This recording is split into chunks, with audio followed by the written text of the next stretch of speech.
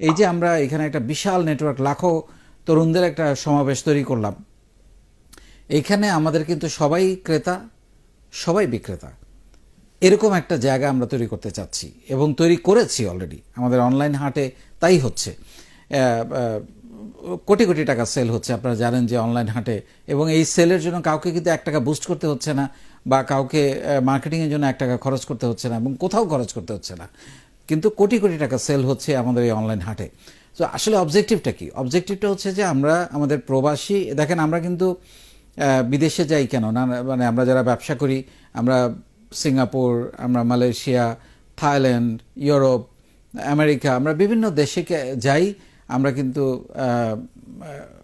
বায়ারের সঙ্গে মিটিং করার জন্য, বা প্রোডাক্ট সোর্সিং করার জন্য, বা ফেয়ারে যাই আমরা, কি নতুন প্রোডাক্ট আসছে, সার্ভিস আসছে, সেগুলো দেখার জন্য।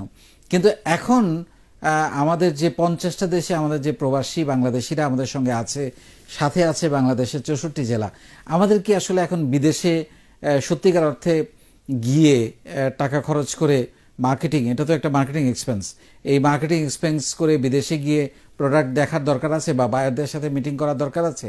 আমি মনে করি দরকার নাই। কারণ হচ্ছে যে প্রত্যেক দেশেই আমাদের কিন্তু আজীবন মেম্বাররা আছে। আপনারা যদি চিন্তা করেন যে বাংলাদেশে একজন কেউ যদি চিন্তা করেন আমার সিঙ্গাপুর যাওয়া দরকার, বা আমার চায়না যাওয়া দরকার, বা আমার আমেরিকা যাওয়া, আমাদের আমেরিকায় যারা আছে তাদেরকে আপনি বলতে পারেন যে তুমি আমার এই প্রোডাক্টটা সোর্স করে দাও, কোথায় আছে, ফ্যাক্টরি কোথায়, তার সাথে আমার মিটিং করা দাও। জুমে আপনি মিটিং করতে পারেন, অনলাইনে মিটিং করতে পারেন।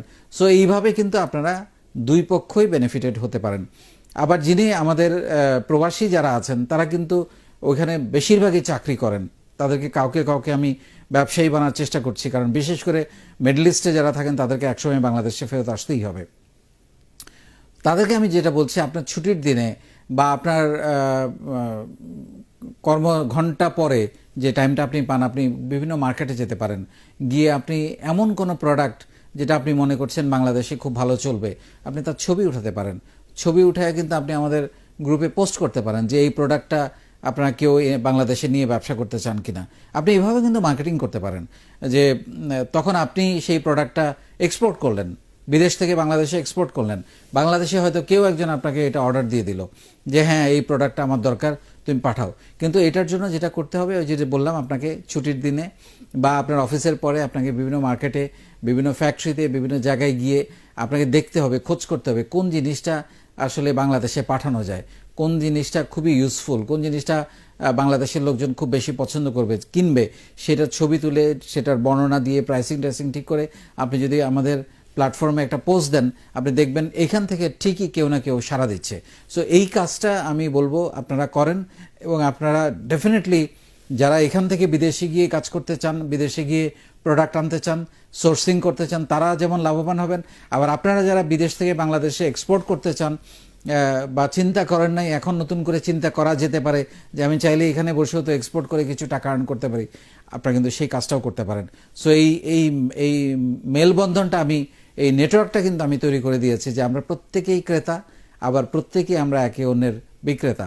সো এইভাবে যদি আপনারা এই কাজটা করেন, আমি মনে করি যে আপনাদের প্রোডাক্ট সোর্সিং নিয়ে অনেক বড় ধরনের, এবং বায়ার সেলার, মানে প্রবাসী এবং বাংলাদেশিরা মিলে যে বায়ার সেলার হওয়ার যে একটা সুযোগ, সেটা কিন্তু খুব সহজে হয়ে যাবে। কারণ সারা পৃথিবীটা এই নিজের বলার মতো গল্পের কারণে সারা পৃথিবীটা এখন আপনার হাতের মুঠোয়।